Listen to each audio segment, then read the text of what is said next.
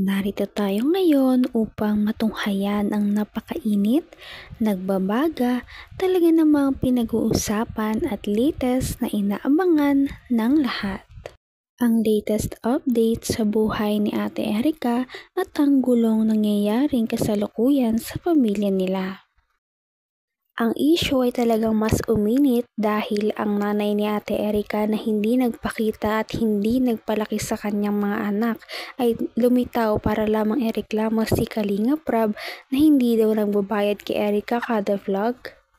Itong si Aling Gina, naway malampasan niya ang matinding pagsubok na ito sa kanyang buhay. Para sa karagdagang detalye at paglilinaw ng iba pang aligasyon ay pakinggan at panoorin sa live program ni Kuya Val Santos Matubang. Magandang gabi mga kalingap. Ayan po mga kaibigan. Ito po hindi po ito pangkaraniwang problema.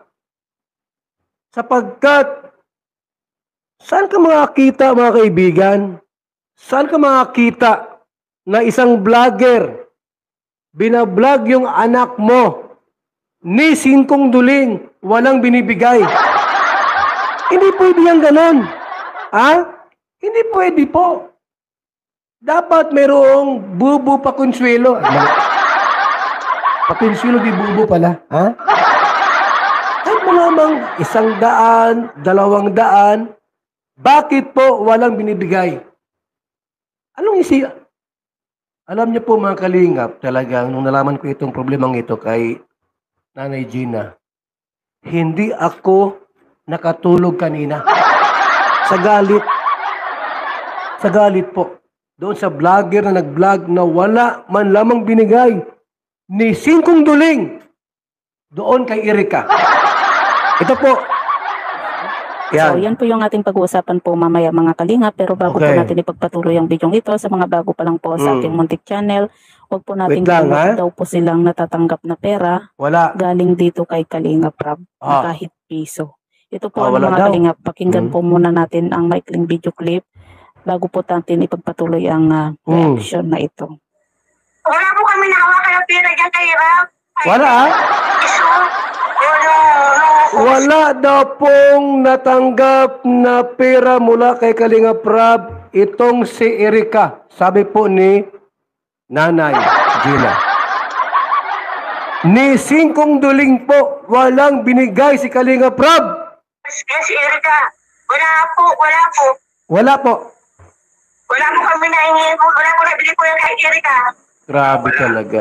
So ayan po mga kalingap, narinig po natin at maliwanag pa po sa sikat ng araw ang sinabi nga po ng nanay ni E at sinasabing nga wala daw po silang natanggap nga po dito kay Kalinga Prab na pera kahit piso. Sipin mo yan mga kaibigan. At kung matatandaan nyo po, naparating nga ni Aling Gina na talagang pineperahan lamang ni Kalinga Prab si Erica at ang kanyang kasikatan, ganun ang kanyang love team dahil marami ang nanonood at hindi niya daw ito binabayaran dahil yung mga sponsors lamang daw ang nagpapayad kay Erica at nagbibigay ng tulong na pinansyal.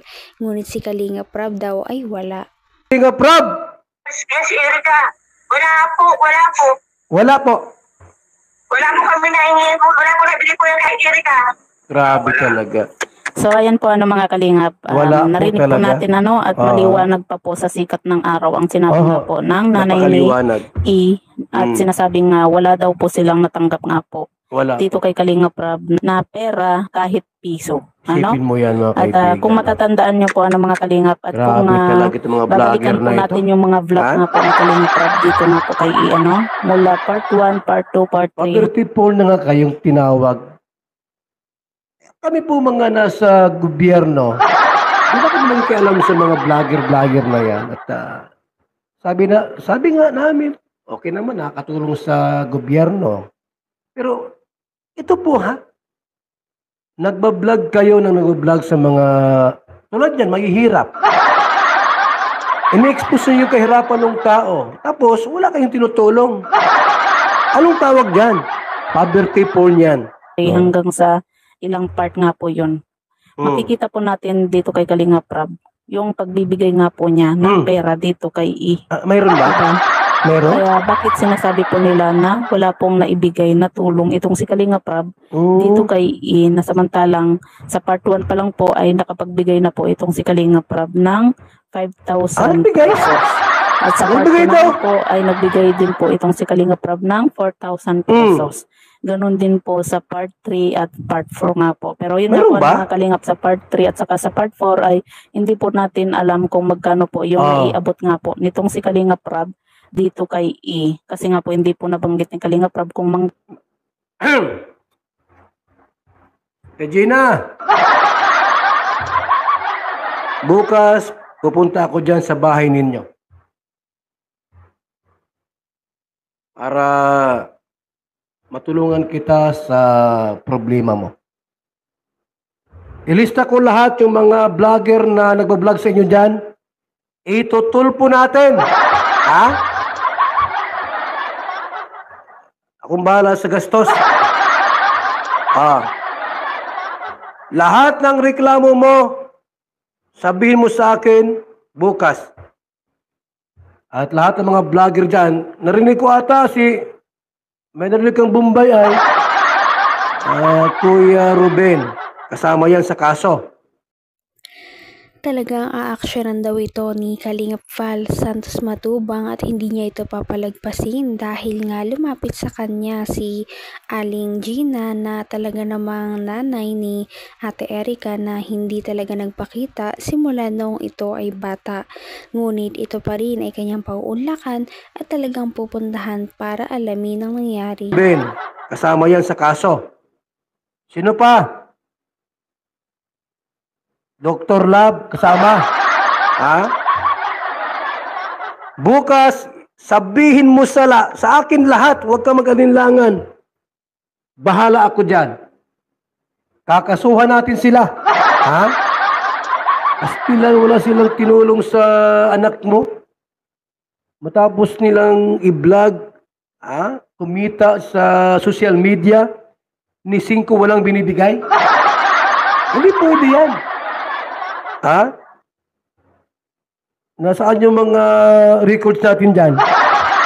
Wala ba dyan mga records na nagbibigay si Kalinga Prab? Baka naman may nagbinigay dito at madadami tayo. May nag-comment. Kuya Bal, nagbigay si Kalinga Prab bawat vlog. Meron palang binibigay. Paano ito? Baka tayo matalo sa kaso. Bawat vlog ni Kalinga Prab kay Erica, tumatanggap ng 5,000. Minsan 4,000.